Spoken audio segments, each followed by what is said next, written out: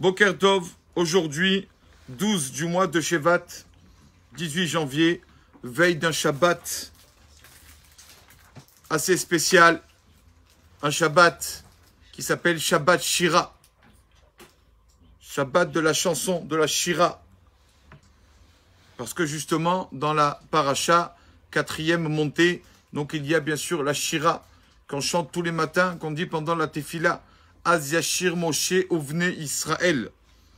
Que le Mishnah Berurah amène que quand une personne lit ça avec joie et pense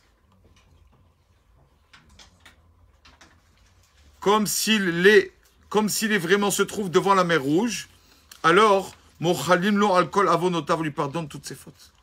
Celui qui lit vraiment avec la kavana qu'il est en train de se noyer et Hachem l'a sauvé et il se trouve devant la mer, alors là c'est une personne, c'est Mochalim lo. Donc c'est pas que en fait c'est tous les jours ça.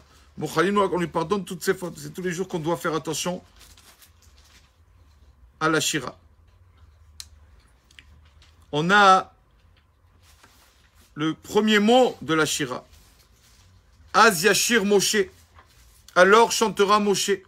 Az. On dit que ce moment de Shira, ce moment de sainteté là, c'est Az, c'est-à-dire Az. La lettre Aleph et Zayin. La lettre Zayin, c'est-à-dire le 7e jour de Pessah. D'accord? Et c'est là que se réveille la sainteté de ce moment-là où le peuple d'Israël sont sortis d'Égypte et était devant la mer Rouge. Zayin des Aleph. Aleph, ça vient de Aleph, ça veut dire aussi étudier. Aleph Rabina. Aleph, ça veut dire étudier. Donc c'est la semaine où on étudie, on lit cette paracha. Donc c'est le Shabbat Béchalach. Donc en fait, le Shabbat Béchalach, il a un moment de sainteté, comme le moment où le peuple d'Israël était devant la mer Rouge et ont traversé la mer Rouge. Donc c'est un grand moment, comme le 7e jour de Pessah. Donc ces moments-là, c'est Shabbat spécial. On a plus, c'est ça que je voulais marquer ça pour un peu se donner quelques coutumes, comme c'est beau les coutumes du peuple d'Israël. On a l'habitude de mettre devant les oiseaux, de leur mettre du blé.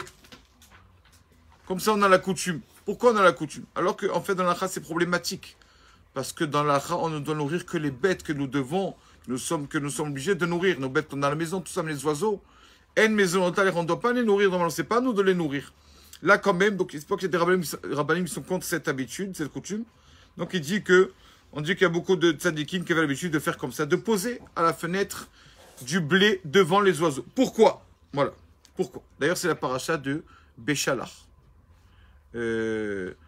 Beshabbat Shira, Lizrok Chitim. Le Shabbat Shira, on a l'habitude de jeter du blé devant les oiseaux. Pourquoi ça? Premièrement, comme c'est beau, toujours, c'est ça les sages. Les sages toujours pensent à l'avenir. Et donc, en fait, on dit que ce blé-là, c'est pour nous rappeler quoi? Nous rappeler Pessah. Quel rapport avec Pessah? On sait qu'on doit, 30 jours avant Pessah, préparer le blé pour les matzot, pour faire la farine, que la farine ne fermente pas, etc. Pour faire des matzot kesherot pour le soir du Seder. Normalement, c'est vrai que c'est qu'un mois avant qu'on commence à préparer la fête de Pessah. Mais, comme on a beaucoup d'occupations, on a peur d'oublier. Donc, 2 mois avant déjà, d'accord, que quand c'est un jour pendant la période de Tou Bishvat, 2 mois avant Pessah, on jette le blé là pour se rappeler que nous aussi, nous avons du blé à préparer pour les matzot. On a aussi là le peuple d'Israël qui sont sortis, Véchal al-Rav, ils sont sortis avec beaucoup de butin d'Égypte. Et la Gemara dit, ils étaient comme Metsouda Asher Enva Dagan. Ils ont fait l'Égypte comme le piège d'un chasseur qui n'a plus de Dagan, de nourriture là-bas. Comme un chasseur, on sait qu'il met des fois, il met un piège avec un peu de manger, de nourriture pour que la bête vienne, donc elle attrape. Et bien pareil, le peuple d'Israël, on fait comme ça. Quand ils ont tellement tout vidé, ils sont avec tellement de butin, ils ont fait comme une Metsouda qui n'avait plus rien. Il n'y a plus de Dagan, plus de récolte. Donc c'est pour ça que, pour se rappeler de ça, ce mot Dagan, alors aussi on a l'habitude de manger, jeter non seulement devant les oiseaux, et aussi manger pendant le Shabbat Béchalach, on a l'habitude de manger du blé. D'accord? Aussi parce que la manne, la paracha cette semaine parle de la manne, et la manne ressemblait à du blé. Donc pour rappeler ça, alors aussi, l'habitude de manger du blé. Aussi, pourquoi devant les oiseaux? Parce que les oiseaux vivent dans l'air, ba'avir. Et ce Shabbat s'appelle Shabbat Shira. Shabbat, la chanson, on chante, ce Shabbat Sambo, Shabbat, les Chazanim en Israël, etc. Et c'est un Shabbat spécial, les officiants, tout ça. Shabbat, on chante beaucoup plus dans la prière, etc. Parce que c'est un Shabbat de joie. Shira, la chanson. Et on sait que pour chanter, on a besoin d'air. Les vrais chanteurs, ils savent prendre l'air du ventre, etc. pour bien pouvoir chanter et avoir une bonne respiration. Même que les oiseaux vivent dans l'air. Et pour chanter, on a besoin d'air, beaucoup d'air, de respiration. Alors on a l'habitude, ce Shabbat Shira, aussi de jeter ça devant ce blé-là, devant les oiseaux. Il y a aussi la raison qui est marquée dans le Midrash, qu'on doit remercier les oiseaux. Pourquoi? On sait tous que la manne descendait, donc venait du ciel, donc chaque jour. Et le vendredi, la manne, double ration, le vendredi pour vendredi et Shabbat, d'accord? Double ration, elle était enveloppée de rosée, la manne. C'est ça que le pain du Shabbat, on doit toujours l'envelopper, d'accord? Le haut et le bas, parce que c'est comme à la manne. Et c'est pour ça que comme vendredi, il y avait deux doubles rations, c'est pour ça que c'est pour ça que le Shabbat, on prend aussi deux pains, d'accord? Enfin, justement pour ça, parce qu'il y avait double ration. Et il y avait deux personnes qui s'appelaient Datan va Aviram, qui ont voulu tromper le peuple d'Israël. Ils ont dit quoi? Moshe Rabbeinu vous a dit que la manne viendra vendredi et elle n'aura pas Shabbat. Ah ouais? Qu'est-ce qu'ils ont fait? Ils ont pris la manne qui leur restait. Ils l'ont éparpillé un peu de partout pendant Shabbat. Pour démentir les paroles de Moshe Rabbeinu. Comme ça, les gens se lèvent le samedi matin. Regardez, il y a la manne. Ils ont fait ça à la Tanvaviram pour induire le peuple d'Israël en erreur. Et heureusement que sont venus les oiseaux et ont mangé toute la manne qu'il y avait dans la nuit. D'accord? Donc, ils n'ont pas pu induire le peuple d'Israël en erreur. Pour remercier les oiseaux qui ont évité au peuple d'Israël d'être induit en erreur, alors pour donner la valeur à ces oiseaux-là, on jette comme ça devant eux de la nourriture. Comme ça, c'est une coutume. Montrer comme ça toutes nos coutumes, comme elles sont magnifiques.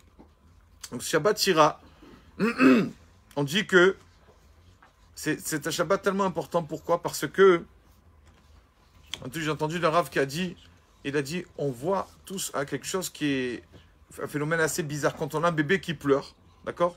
Donc si on est un peu nerveux, alors on dit à notre femme, allez, prends-le, donne-lui quelque chose qui arrête de me casser la tête, d'accord? J'en peux plus de l'écouter. Mais quand on veut calmer les bébés, alors qu'est-ce qu'on fait souvent? On leur met une chanson, on leur chante, et ça les calme. Pourquoi? C'est au nom du Gaon de Vilna qui l'a dit. Pourquoi, justement, c'est quoi ça? Pourquoi le bébé qui entend une chanson, ça le calme? Alors il dit en fait que le bébé c'est une âme, d'accord, qui était avant de venir, il était dans Olam HaNeshamot, le monde des Neshamot. Et le bien de l'âme, c'est la chanson.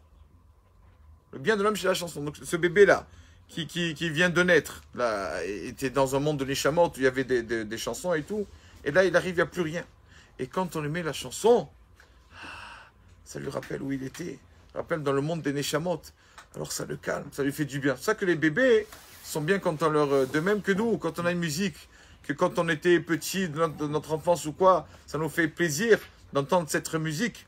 Pareil les bébés, quand ils entendent une musique, de la musique, ça Neshama, elle reconnaît, ah oui, ça me fait du bien, c'est pour ça que ça le calme.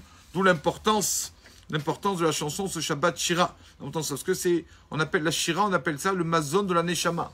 La nourriture de l'âme. On le sait tous. On le sait tous que souvent quelqu'un, quand il n'est pas bien ou quoi, il entend une chanson. Ah, ça lui fait du bien. Ça le réveille, ça lui donne comment on dit, je sais pas comment on dit, donne des forces. Elle donne des forces. Tout ça pas que de la chanson. Parce que la chanson, c'est là le langage de la Neshama. C'est pour ça que Shabbat, on chante. Parce que Shabbat, on veut faire du bien à la Neshama.